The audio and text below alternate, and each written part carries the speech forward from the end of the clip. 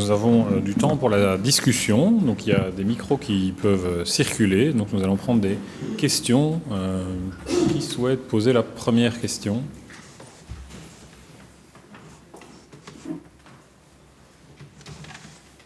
Qui souhaite poser la deuxième question ? Parfait. On a deux questions ici. Bonjour, je suis Charlotte Flamand, je travaille au service public de Wallonie. J'aimerais votre avis et vos conseils sur un cas qu'on rencontre régulièrement. Donc notre direction octroie des subventions qui sont demandées par les usagers. On analyse la demande et on envoie une proposition de décision au ministre qui suit majoritairement nos décisions, mais malheureusement parfois il la change illégalement. Un refus devient octroi ou un octroi devient refus. Donc on lui émet nos constats que juridiquement ça tient pas la route, mais souvent il persiste.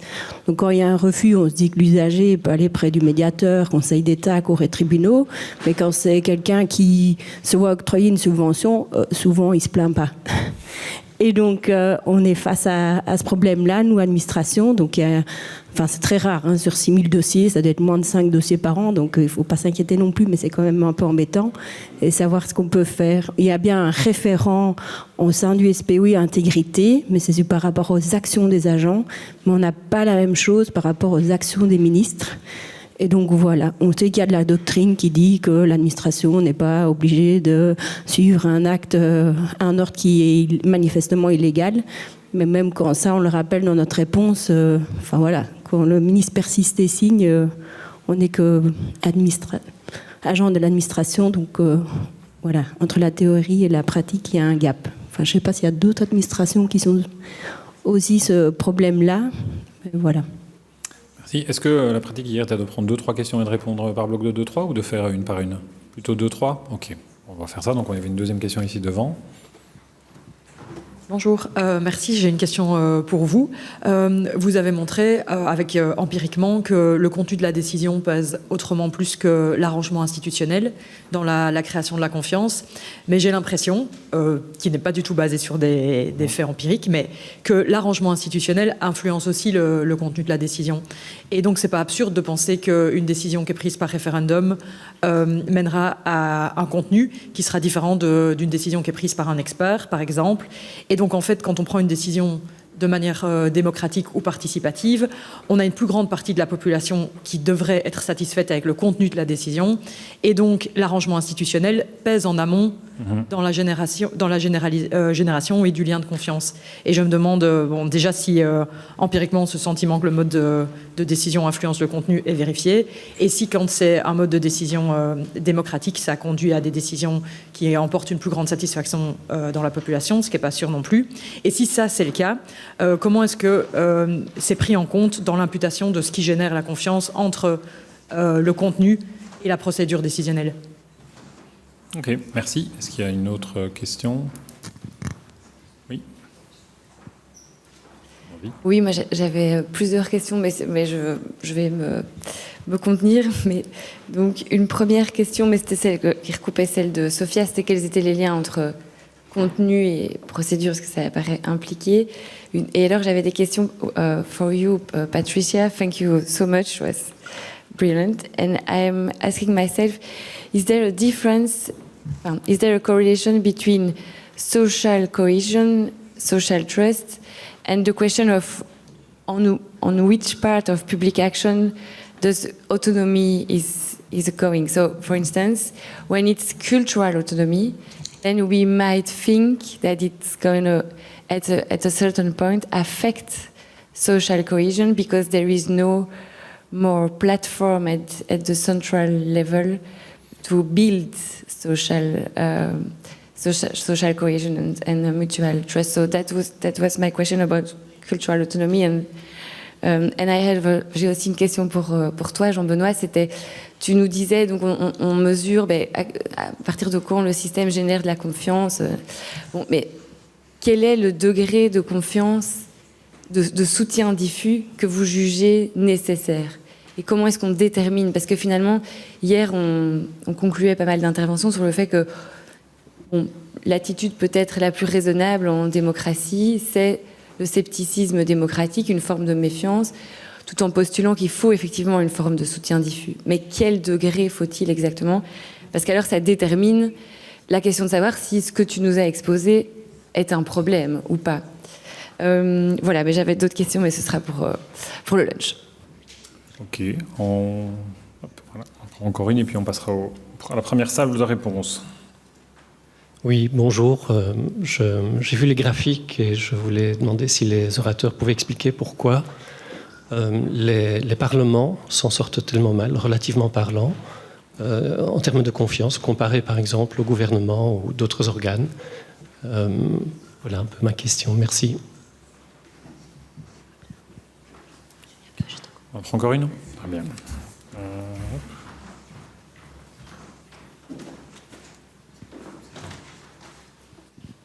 Thank you. Thank you for really interesting presentations. I'll just have a small question for Patricia. It was really interesting to see that you added another dimension of trust than the dimensions that were discussed yesterday. Yesterday we talked about horizontal trust between citizens and towards the ruler. And now you added a horizontal dimension on the higher level. So this form of trust, and that's something that we haven't really talked about, I think, a lot in federalism studies, trust between governments. Is it similar to the principle that we know a little bit better, loyalty and the principle of loyalty? How does trust between governments, and is this the same as trust in fact between politicians? But is it the same as trust between politicians of different levels? How does that is there an effect of this type of trust or mistrust on trust between the citizens and their rulers? So if there's a positive trust at the horizontal level between states and the federal government, does that impact the trust that citizens have? Sometimes you say yes, maybe, because if our rulers or if our states and federal governments cooperate well, then that would generate trust. At the same time, you could also say, well, if they cooperate well and they make all these decisions often in fora of intergovernmental relations behind closed doors, there's not a lot of transparency that might actually be detrimental to trust. Like, these are all questions or things that pop into mind, and would love to hear what you think about that. Merci beaucoup. Donc on a 5 questions qui ont été adressées à des orateurs spécifiques, donc ça sera facile à répartir. Et on avait une première question qui était plus ouverte, mais sur laquelle je pense qu'il pourrait y avoir un double point de vue intéressant. D'une part, le point de vue de quelqu'un qui connaît mieux le droit constitutionnel belge comme Frédéric et qui pourrait discuter de ça, mais je pense que ce serait aussi intéressant d'avoir la perspective de dire, OK, peut-être que les outils à disposition de l'administration régionale wallonne ne sont pas ceux qui te sont le plus familiers, Jean-François, mais te dire, si une situation pareille se produisait en France, quels seraient les outils pour justement réfléchir à cet apport comparé. Mais donc, comme je viens seulement de vous prendre à froid avec ça, je vais proposer de commencer par Patricia, puis je prendrai, et on laisse un peu de temps à Frédéric et à Jean-François pour réfléchir aux petits devoirs que je viens de leur confier. Est-ce que ça... Okay. Thank you for the questions. All I can do is, because there's not a lot of data, all I can do is just give my hypothesis or my intuitions.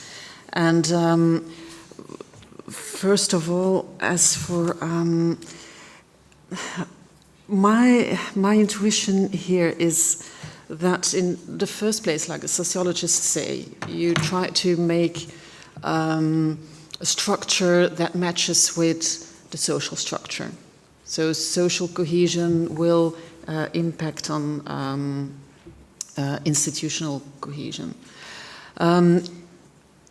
There is sometimes a discongruence, and I think the trust between the political elites has some role to play there, explains something. And I do think my intuition is if there is not a lot of trust between the political elites, then they will organize the political system in such a way that people get isolated. And that might indeed impact on social cohesion. So what my advice would be is to build, you cannot put too much institutional cohesion if there is not enough trust between the political elites and if there is not so much social cohesion. But I would recommend to match it somehow and just a little bit higher. A bit more institutional cohesion than there is social cohesion.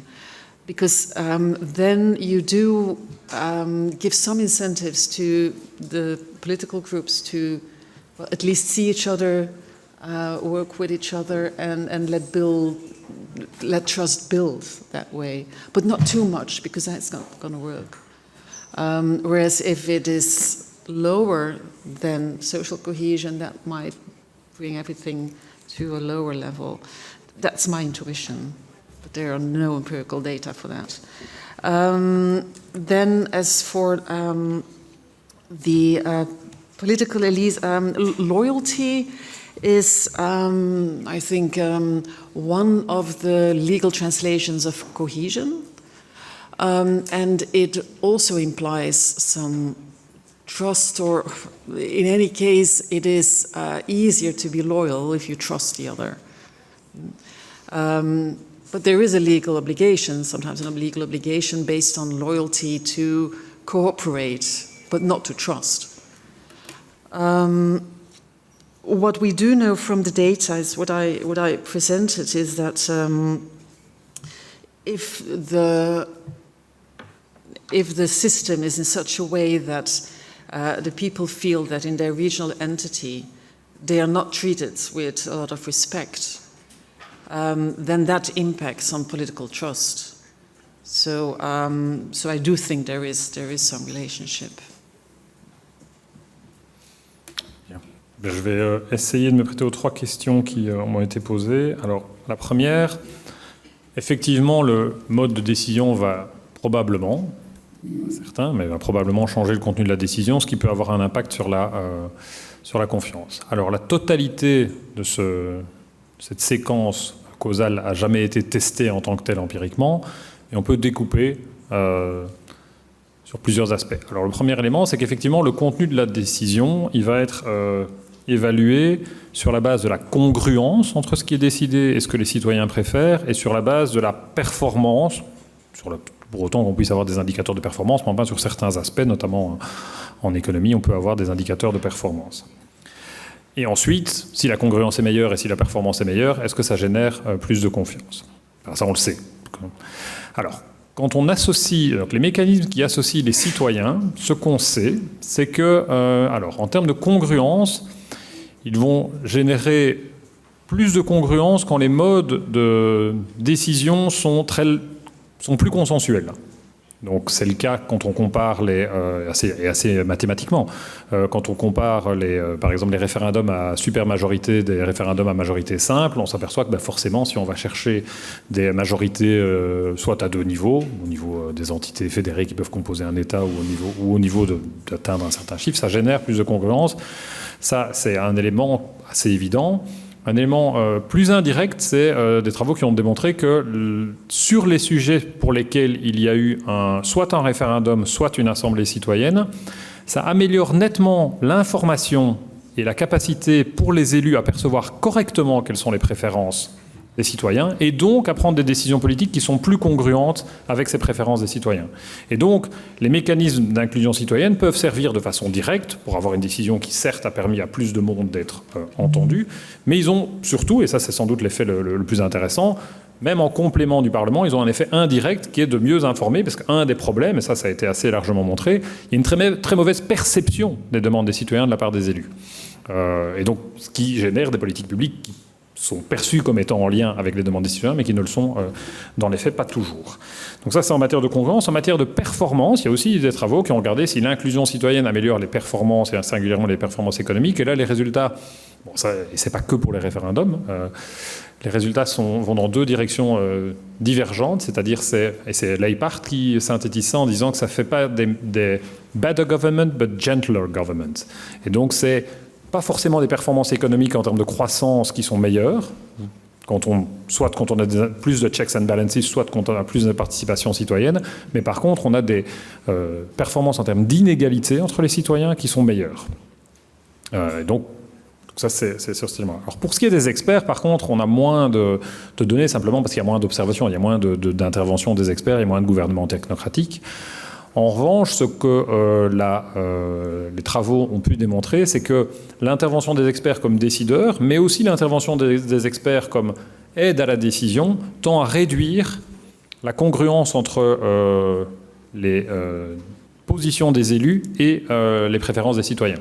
Et ça se voit chez les parlementaires, où plus un parlementaire est lui-même expert ou bien est conseillé profondément par des experts sur une décision, plus il est éloigné des préférences de la population dans ce qu'il va proposer de mettre en œuvre. Et donc là, on a l'effet inverse, en tout cas en termes de congruence. En termes de performance, on ne peut pas dire, parce que on peut pas dire qu'il y a plein de gouvernements technocratiques, et souvent, en plus, ces gouvernements technocratiques, ils ont été mis en place avec des agendas très clairs. Si on prend le cas de la Bulgarie, de la Roumanie ou de l'Italie, oui, c'est un agenda de retour à la rigueur budgétaire qui ne correspondait pas aux demandes des citoyens, qui, on sait, sur le court terme, n'ont pas des effets forcément très bons en termes de performance économique.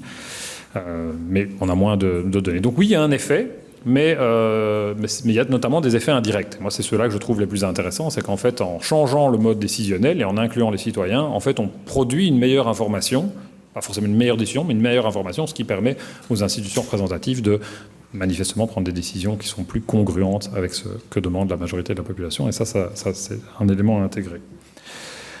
Sur la deuxième question, le degré de soutien diffus jugé nécessaire, ça c'est une question qui nous occupe beaucoup, pour laquelle on n'a pas de réponse ferme. Là où il y a des éléments de réponse, c'est de dire, alors on ne peut pas fixer un standard en disant il faut 30% de confiance ou il faut 40% de confiance. Mais par contre, on peut se dire il y a un changement d'une question de degré de confiance à une question de nature de la confiance à partir du moment où cette confiance n'est plus... c'est pas le soutien spécifique qui pose problème, c'est le soutien diffus, et à un point tel qu'il y a une remise en cause, d'une part, des arrangements institutionnels eux-mêmes. Donc il y a une demande de réformer les institutions. Donc c'est pas simplement je fais pas confiance et j'aimerais que les performances s'améliorent, mais c'est je voudrais changer le système. Et donc ça c'est un premier élément. Et un deuxième élément, c'est de dire le niveau de confiance est tellement faible qu'il n'y a plus d'acceptation des décisions à un point qu'il y a une finalement on entre dans des citoyens qui refusent la norme qui s'impose à eux. Et donc c'est plutôt à ces moments-là que la science politique empirique va avoir tendance à considérer que le régime est remis en cause. Et donc ça on le voit, et ça peut... il y a notamment toute une série de travaux sur l'impact de l'insatisfaction en matière climatique sur la confiance qui est générée chez les citoyens qui sont les plus inquiets, et donc sur un questionnement et peut-être une tentation parfois d'une forme de gouvernement autoritaire pour régler ces questions-là. Et d'autre part, il y a notamment les travaux de Sophie Marienne qui montrent qu'en matière de paiement des impôts, mais aussi de respect des règles de sécurité routière, on peut passer à des degrés de méfiance qui sont tels qu'il n'y a plus de volonté du tout de se conformer à ces normes. Ce qui donc là ne pose pas forcément de problème de survie du régime, mais pose un problème de vie en société dans le cadre d'un état de droit où il y a effectivement une acceptation des normes juridiques et du contrat social auquel elles sont reliées. Donc je dirais que c'est plus là que véritablement te donner un chiffre magique. Mais en tout cas, cette notion, ce n'est pas juste du degré, mais il y a un saut de nature à un moment donné. Et sur les performances des parlements, alors c'est une question très compliquée, même si c'est effectivement une observation généralisée. Une des explications qui est apportée, c'est aussi une question de familiarité et donc d'insatisfaction.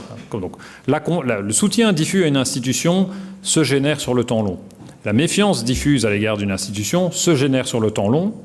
Et donc, il y a les institutions plus nouvelles ne souffrent pas de ce problème-là. C'est-à-dire, on ne peut pas dire, quand on demande à un citoyen belge ce qu'il pense du référendum, alors pendant quelques décennies, il y avait un souvenir très prégnant qui amenait qu'on avait peu confiance. C'est un souvenir qui n'existe plus pour une bonne partie de la population.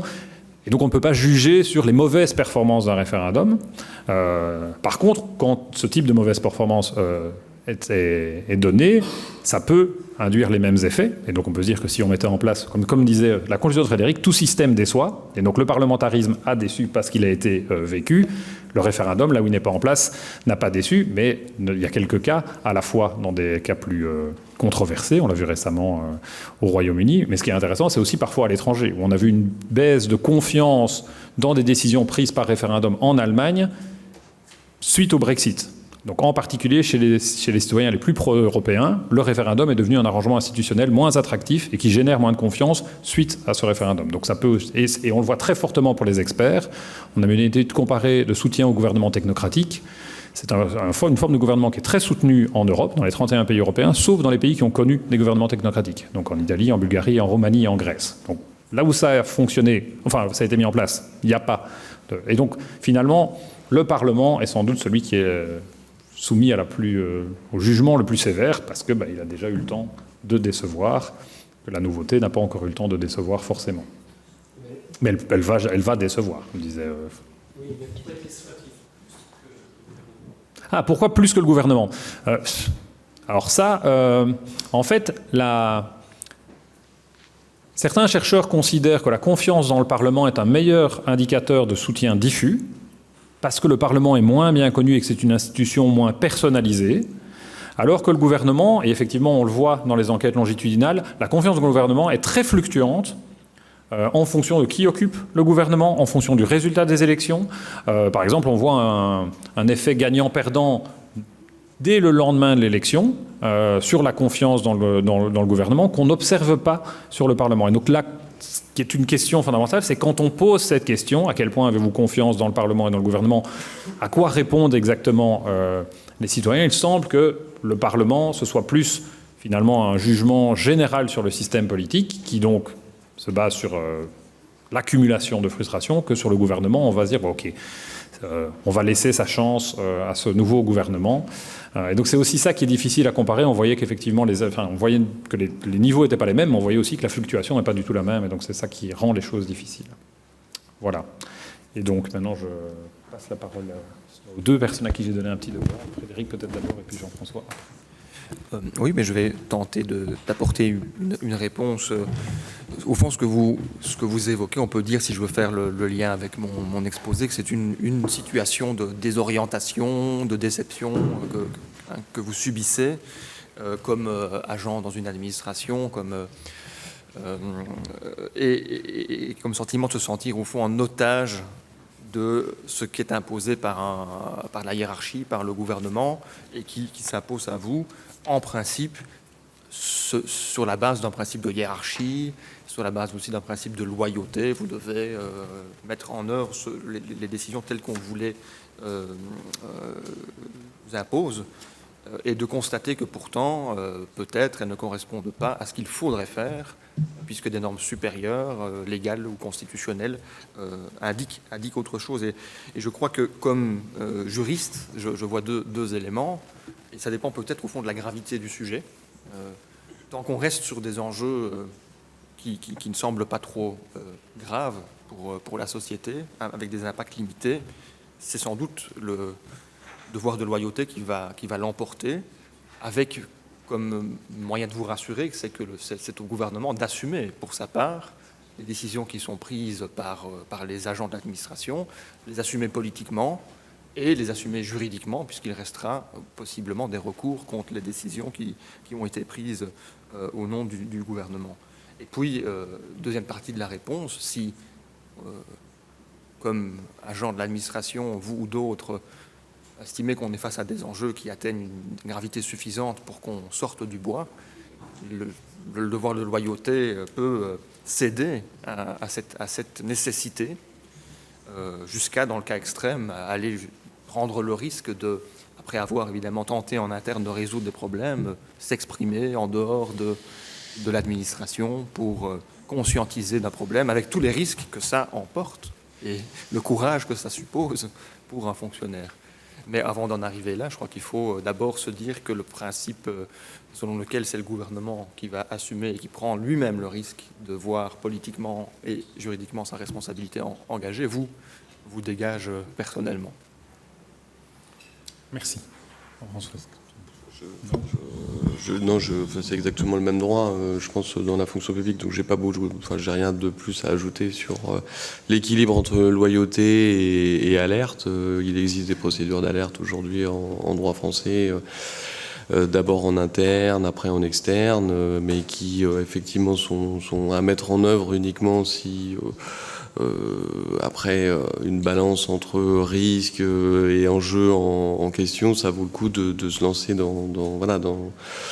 dans cette procédure d'alerte, ou en tout cas simplement, au moins, je ne sais pas si ça existe en Belgique, les référents alerte comme ça existe en France, ou en tout cas simplement au moins saisir le référent alerte de cette question en disant qu'il y a une problématique, sans forcément aller plus loin si effectivement, comme le disait Frédéric, l'enjeu va pas au-delà.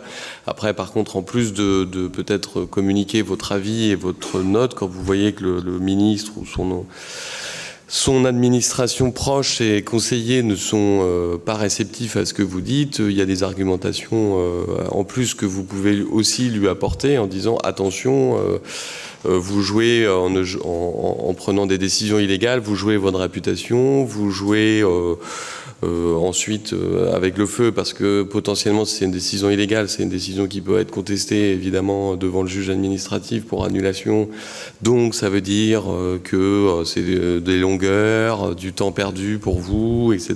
Donc je vous conseille de suivre la décision que je vous propose.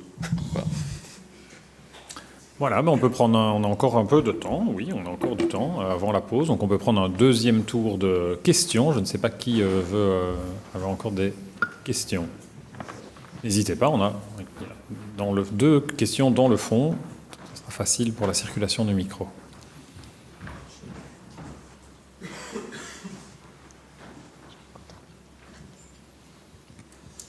Oui, merci beaucoup pour ces présentations vraiment très intéressantes et qui en plus se répondent. Je vais peut-être poursuivre la question qui a été posée tout à l'heure sur l'articulation entre procédure et fond. Donc vous avez répondu à la question que moi-même je me posais sur le fait de savoir s'il n'y avait pas des effets de procédure sur le fond. Et donc vous avez montré qu'on pouvait en mesurer certains. Je me demande si on ne peut pas aller un cran plus loin, parce que ce que vous avez pris comme référence, c'est l'opinion des citoyens, notamment pour la mesure de la congruence. Mais on sait aussi que la procédure empruntée peut avoir un effet sur l'opinion des citoyens. Et donc, toute la théorie contemporaine des systèmes délibératifs, développée par les philosophes politiques, montre que on peut essayer d'organiser la délibération à l'échelle de la société. Et que, bien sûr, les modalités de prise de décision peuvent avoir un impact sur ce que pensent les citoyens. Donc voilà, est-ce qu'on peut aller un cran plus loin, et est-ce qu'il y a des études en la matière ? I had a question for Jean-Benoît. So this interaction with referenda is interesting, I think. So you have the deliberation in Parliament, and then we have the referendum, and then for those who disagree, we see that trust is at least restored a bit. What do you think explains it? Is it because people see, this is actually a relevant thing and a majority agrees?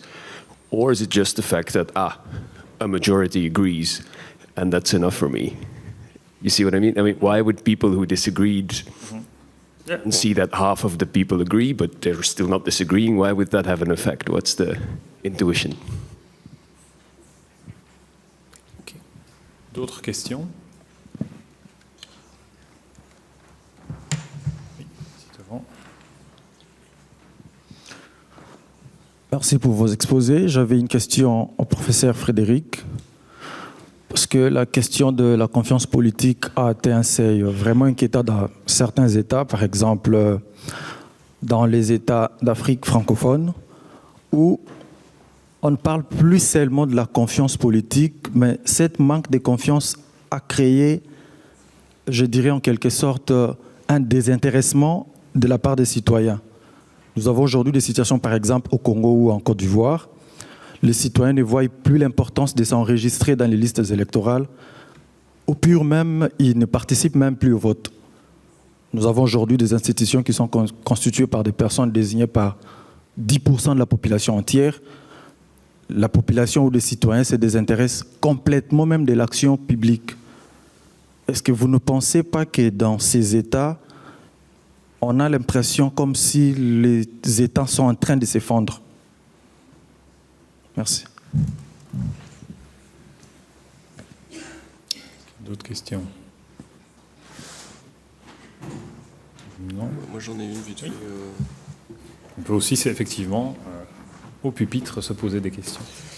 Oui, moi c'est une question sur, je pense, plutôt pour Frédéric, sur les droits fondamentaux. Parce que on travaille sur la politique, et puis ce qui peut créer de la défiance politique de la part des citoyens, ça n'est pas que l'attitude du politique lui-même. C'est aussi tout un tas de choses périphériques qui nourrissent l'information des citoyens. Et je pense aux réseaux sociaux qui sont complètement absents de la réflexion de ces 2 jours et qui sont des vecteurs d'une défiance absolument abominable envers les acteurs politiques et envers les régimes politiques. Or, ces réseaux sociaux, non seulement sont une source d'information aujourd'hui considérable pour une partie de la population et la jeunesse, et surtout vis-à-vis des droits fondamentaux, c'est peut-être la seule institution qui existe dans l'histoire et au monde qui n'est soumise à aucune restriction quasiment. C'est une liberté d'expression absolument totale, et donc on voit un déballage abominable de choses qui nourrissent les fake news, etc. Je pense à un très bon livre que vous avez peut-être lu sur cette question et qui montre à quel point les réseaux sociaux commencent à avoir en plus une influence sur les résultats électoraux, sur l'appréciation des gens quant à certaines actions politiques ou politiques publiques qui sont menées, etc. C'est Les ingénieurs du chaos. C'est le premier livre qui précède le second que l'auteur a écrit, qui s'appelle Le mage du Kremlin, et qui est bien connu en France puisqu'il a obtenu des prix, qui est très intéressant. Il avait auparavant écrit les ingénieurs du chaos, et il montre à quel point les réseaux sociaux sont utilisés par tout un tas de groupuscules absolument terrifiants, avec vraiment aujourd'hui alors moi je suis pas sur les réseaux sociaux, mais ce qu'il dit est assez intéressant, c'est qu'aujourd'hui vous faites une recherche sur la Terre, la forme de la Terre, vous tombez tout de suite, immédiatement, dans les réseaux sociaux, sur les personnes qui considèrent que la Terre est plate, etc. Donc vous avez une orientation de l'algorithme qui fait qu'immédiatement on part sur des questions de populisme. Voilà. Donc il y a quelque chose qui nourrit ça. Or, l'application des droits fondamentaux, enfin en tout cas la limitation ne s'applique pas à ces réseaux sociaux qui brandissent justement eux-mêmes une application absolutiste de certains droits fondamentaux, dont la liberté d'expression, comme Frédéric l'évoquait. Voilà, je pense à ça. Est-ce qu'il y a encore une question éventuelle, ou on passe aux réponses? On va passer aux réponses. Je vais commencer, comme ça je te laisse un peu. Alors, le premier aspect... Alors, donc, déjà, effectivement, la façon dont j'ai présenté et aussi répondu à la question donne une image statique de l'opinion publique, image statique qui est fausse, puisqu'il y a notamment ce qu'on appelle le modèle thermostatique de la construction de l'opinion publique, qui montre bien qu'en fait, il y a un ajustement constant entre le point de vue de l'opinion publique et les décisions institutionnelles. C'est-à-dire les acteurs de la décision s'appuient sur l'opinion publique, mais par leur discours, par leurs décisions, vont aussi amener un réajustement de cette opinion publique. Et donc ça fonctionne vraiment comme un thermostat par rapport à la température de la pièce, avec un ajustement pour être à un point d'équilibre constant. Et donc déjà, ça c'est le premier élément, c'est qu'effectivement, en excluant l'idée que l'opinion publique va s'ajuster à la fois au contenu de la décision, mais aussi au contenu des débats, on artificialise ce qui se passe dans la réalité. Après, sur les changements spécifiques d'opinion sur les enjeux liés à des processus de décision, et en particulier à des processus de décision plus inclusifs qui impliquent les citoyens, on a quand même pas mal de résultats. Alors on a d'abord des résultats sur les effets à l'intérieur des gens qui sont amenés à délibérer directement, et donc ça va être beaucoup effectivement dans les travaux sur les assemblées citoyennes, où les résultats sont très concluants sur le fait que par la délibération, et plus la délibération est longue, plus les opinions avec lesquelles les gens sont entrés dans la pièce vont changer au fur et à mesure de la délibération. Donc là, il y a un effet d'apprentissage et de reconstitution des opinions qui est très net, qui ne va pas jusqu'à l'espoir mythifié de la construction d'une opinion publique consensuelle à la Habermas. On ne va quand même pas jusqu'à observer ce genre de choses, ça reste de l'ordre du vœu pieux. Mais il y a quand même effectivement des effets très forts. En dehors de ces salles de délibération, que ce soit quand une assemblée citoyenne se passe et qu'elle est suffisamment visible, ou dans le cas des campagnes référendaires, surtout, on a quand même pas mal aussi de travaux, surtout sur les référendums, puisqu'on a de grands nombres de référendums dans certains pays. Et donc, il y a effectivement cette attente que la campagne peut générer une formation d'une opinion publique mieux informée, et donc avec une modification des opinions. Et là, les résultats sont contrastés, puisqu'on va avoir effectivement un groupe de la population qui est en général plus politisé, peut-être moins expert sur le sujet, mais plus politisé, qui va modifier son opinion publique sur la base des arguments qui circulent. Et ça amène notamment au développement de mécanismes comme le mécanisme des initiatives citoyennes sur le modèle de l'Oregon, qui est de dire on va même de faire des assemblées délibératives qui vont générer des arguments qui seront communiqués. Donc il y a un groupe.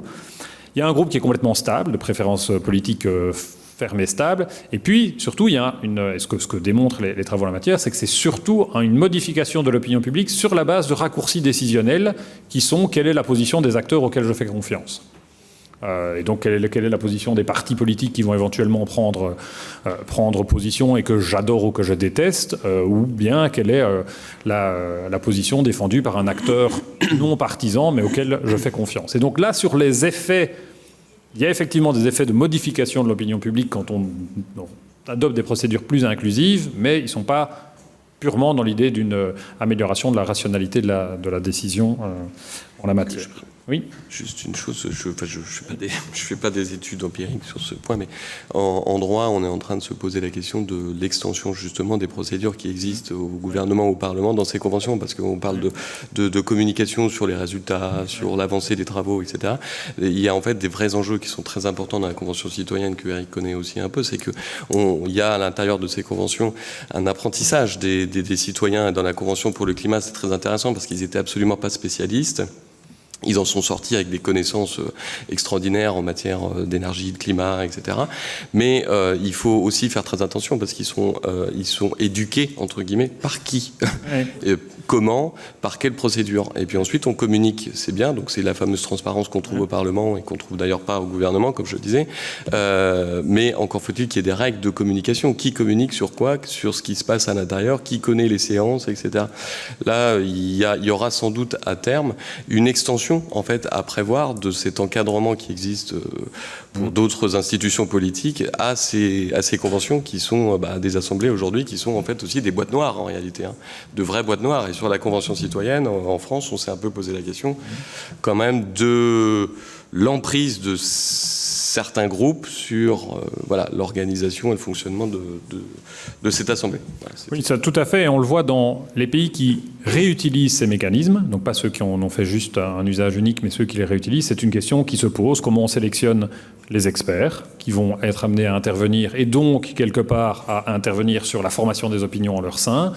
Donc on voit très fort, ce débat est très présent par exemple en Irlande. Comment ensuite on va communiquer sur ces décisions et est-ce qu'on va rendre transparent la délibération avec des enjeux qui se posent aussi éventuellement pour la volonté des personnes de participer, puisqu'on a eu notamment un cas assez emblématique aux Pays-Bas où dans une province néerlandaise un débat devait être mené sur le passage à une agriculture plus durable, à un moment où les manifestations des agriculteurs étaient très fortes et relativement proches violentes, et où les personnes refusaient de participer de peur de représailles, et où donc finalement l'Assemblée s'est tenue dans un lieu secret, sans aucune communication sur ce qui se passait, pour garantir une participation, parce qu'on était dans une situation que les citoyens n'étaient pas prêts à accepter. And then on the second question, this boost that referendum could generate, we tend to explain it on the basis of three elements. The first is that you have indeed citizens realize that they misjudge what public opinion was. And I was mentioning the inaccuracy in politician estimation of public opinion. We have the same level of inaccuracy among the public. People don't know what the others think. They overestimate what their friends and relatives do believe. So it brings that element of information. So that's one. The second is what is called procedural fairness. So there is the simple idea that by being more inclusive, you have a fairer procedure, and that generates more trust and more acceptance. And then you have a third effect that is sometimes called the like me effect, which is, okay, I might disagree, but at least the person who have decided are like me. They are not like politicians who are unlike me, and there is this strong perception that politicians are different from citizens, especially among the low trust citizens, and there is this like me perception that you can even, and we've manipulated that in the case of in one case in Luxembourg, you can even see that if you prime information on the profile of other citizens who have voted in a referendum or who are part of citizen assembly, you can generate like me bonus effect. So if you present to, I don't know, a younger citizen the fact that there were other citizens that were below 25, that is going to generate this like me perception that is going to generate trust. So you have this triple effect of information, fairness and like me effect. Je prends mon tour. Je sais que l'heure du lunch approche, donc je vais essayer de répondre aux deux questions en 2 fois 1 minute. Monsieur, vous évoquez la situation en Afrique francophone en particulier.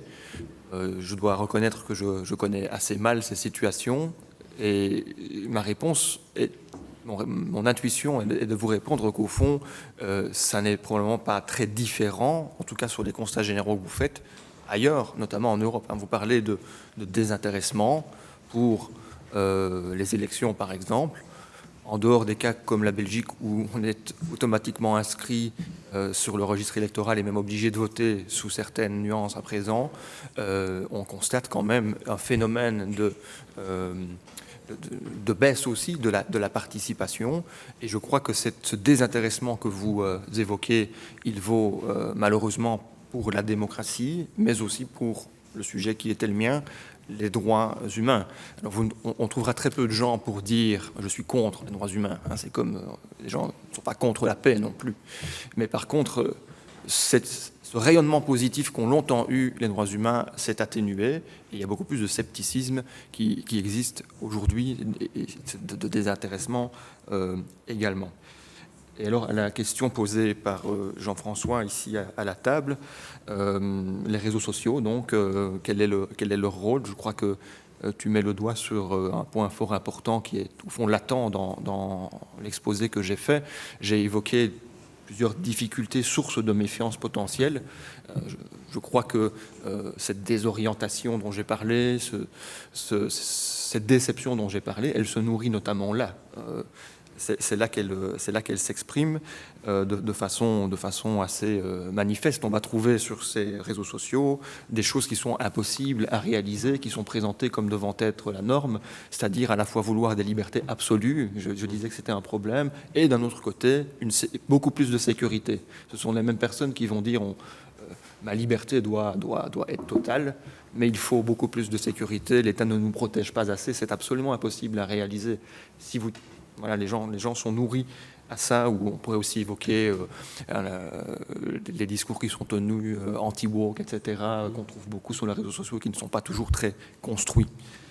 J'ai pas lu Les ingénieurs du chaos, mais ça fait partie de ma liste de lecture de Giuliano da Empoli, donc ça va dire plus tard.